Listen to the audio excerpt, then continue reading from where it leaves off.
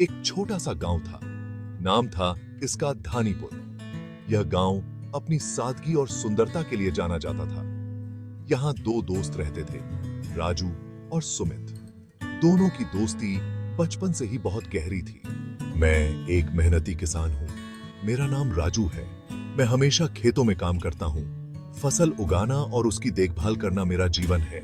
सुमित पढ़ने लिखने में बहुत होशियार था।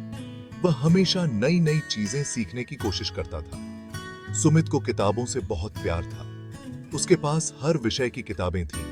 वह दिन भर किताबें पढ़ता रहता था। उसकी किताबें ही उसकी सबसे अच्छी दोस्त थीं।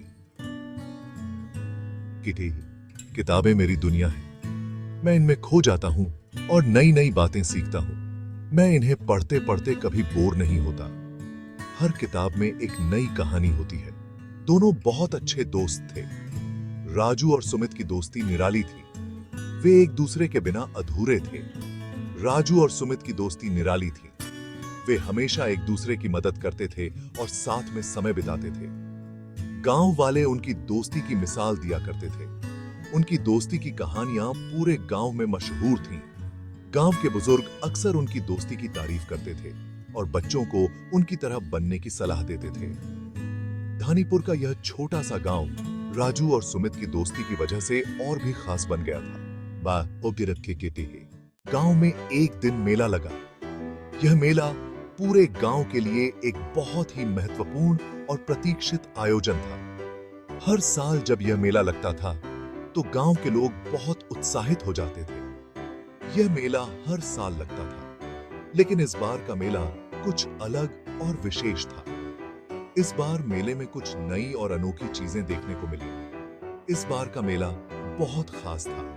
मेले में इस बार कई नए खेल और आकर्षण जोड़े गए थे जो पहले कभी नहीं देखे गए थे। इसमें तरह तरह के खेल और खाने के स्टॉल थे। हर स्टॉल पर कुछ न कुछ नया और स्वादिष्ट खाने को मिल रहा था। बच्चों के लिए कई तरह के खेल और झूले लगाए गए थे। वाह, इस बार का मेला तो सच में बहुत खास है। यहाँ पर इतने सारे नए खेल और खाने के स्टॉल हैं जो पहले कभी नहीं देखे। गांव वाले बहुत खुश थे। हर कोई अपने परिवार और दोस्तों के साथ मेले का आनंद ले रहा था। मेले में हर तरफ हंसी खुशी का माहौल था। बच्चे झूलों में झूल रहे थे। उनके चेहरे पर खुशी और उत्साह साफ झलक रहा था। हर झूले पर बच्चों की लंबी कतारें लगी हुई थीं। बूढ़े आपस में बातें कर रहे थे। वे अपने पुराने दिनों की यादें ताजा कर रहे थे और मेले की रौनक का आनंद ले रहे थे। मेले में रौनक छाई हुई थी। हर तरफ रंग बिरंगी सजावट और रोशनी थी। लोग अपने अपने तरीके से मेले का आनंद ले रहे थे। प्रेस, देखो कितनी रौनक है इस मेले में। हर कोई खुश और उत्साहित नजर आ रहा है। मुझे झूला झूलना बहुत अच्छा लग रहा है। ये मेला सच में बहुत मजेदार है। राजू मेले में जाना चाहता था। उसने सुमित को भी साथ चलने के लिए कहा। यार, थोड़ी मस्ती भी कर लीजिए। सुमित ने पहले तो मना कर दिया।